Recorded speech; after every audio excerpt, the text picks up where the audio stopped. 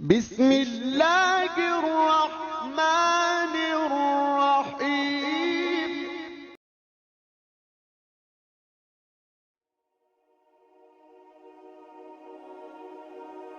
ایک نو مسلم کا انتظار کرنے والی حور۔ شیخ عبد الواحد بن زید رحمۃ اللہ علیہ فرماتے ہیں کہ میں ایک مرتبہ جہاز میں سوار تھا۔ جہاز ایک جزیرے میں جا پہنچا۔ ہم نے دیکھا کہ ایک شخص ایک بت کی عبادت کر رہا ہے۔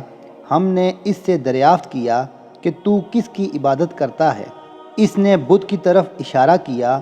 ہم نے کہا تیرا یہ معبود خالق نہیں بلکہ خود دوسروں کا مخلوق ہے، اور ہمارا معبود وہ ہے جس نے اسے اور سب چیزوں کو پیدا کیا ہے۔ اس بت پرست نے دریافت کیا بتاؤ تم کس کی عبادت کرتے ہو؟ ہم نے جواب دیا کہ ہم اس ذات پاک کی عبادت کرتے ہیں جس کا آسمان میں عرش ہے اور زمین ساری اس کی ملکیت ہے، زندوں اور مردوں میں اس کی تقدیر جاری ہے، اس کے نام پاک میں اس کی عظمت اور بڑائی نہایت بڑی ہے۔ اس نے پوچھا تمہیں یہ باتیں کس طرح معلوم ہوئیں؟ ہم نے کہا اس بادشاہ حقیقی نے ہمارے پاس ایک سچے رسول صلی اللہ علیہ وآلہ وسلم کو بھیجا، اس نے ہمیں ہدایت کی۔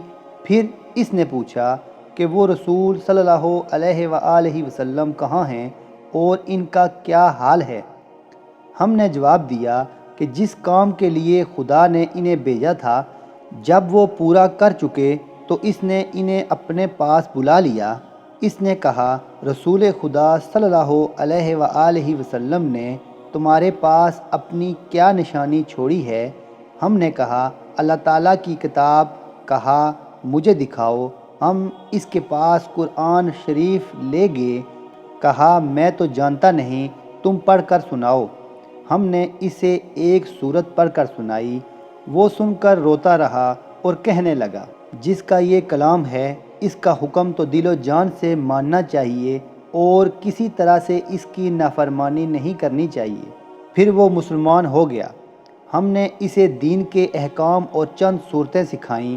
جب رات ہوئی اور ہم سب اپنے اپنے بچھونوں پر لیٹ رہے تھے، وہ بولا کہ بھائیو یہ معبود جس کا تم نے مجھے پتہ اور صفات بتائی ہیں وہ سوتا بھی ہے؟ ہم نے کہا وہ سونے سے پاک ہے، وہ ہمیشہ زندہ اور قائم رہنے والا ہے۔ اس نے کہا کیسے برے بندے ہو کہ تمہارا مولا نہیں سوتا اور تم سوتے ہو؟ اس کی یہ باتیں سن کر ہمیں بڑی حیرت ہوئی۔ مختصر یہ کہ ہم وہاں چند روز رہے۔ جب وہاں سے کوچ کا ارادہ ہوا اس نے کہا بھائیو مجھے بھی ساتھ لے چلو۔ ہم نے قبول کر لیا۔ چلتے چلتے ہم آبادیوں میں پہنچے۔ ہم نے اپنے یاروں سے کہا کہ یہ ابھی مسلمان ہوا ہے، اس کی کچھ مدد کرنی چاہیے۔ ہم سب نے چند درہم جمع کر کے اسے دے دیے اور کہا اسے اپنے خرچ میں لانا۔ وہ کہنے لگا لا الہ الا اللہ، تم تو عجیب آدمی ہو، تم ہی نے تو مجھے رستہ بتایا ہے اور خود ہی رستے سے بھٹک رہے ہو۔ مجھے سخت تعجب آتا ہے کہ میں اس جزیرہ میں بت کی عبادت کیا کرتا تھا، میں اسے پہچانتا نہ تھا۔ اس وقت بھی اس نے مجھے ضائع نہیں کیا، پھر جب اسے جاننے لگا تو اب وہ مجھے کس طرح ضائع کر دے گا؟ 3 دن کے بعد ایک شخص نے مجھے آ کر خبر دی کہ وہ نو مسلم مر رہا ہے، اس کی خبر لو۔ یہ سن کر میں اس کے پاس گیا اور پوچھا کہ تجھے کیا حاجت ہے؟ کہا کچھ نہیں، جس ذات پاک نے تمہیں جزیرہ میں پہنچایا اسی نے میری سب حاجتیں پوری کر دیں۔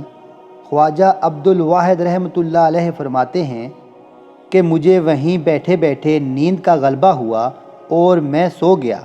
کیا دیکھتا ہوں کہ ایک سرسبز باغ ہے، اس میں ایک تخت بچھا ہوا ہے، اس پر ایک نہایت حسین نوعمر عورت جلوہ افروز ہے، کہتی ہے خدا کے لیے اس نو مسلم کو جلد بھیجو، مجھے اس کی جدائی میں بڑی بے قراری اور بے صبری ہے۔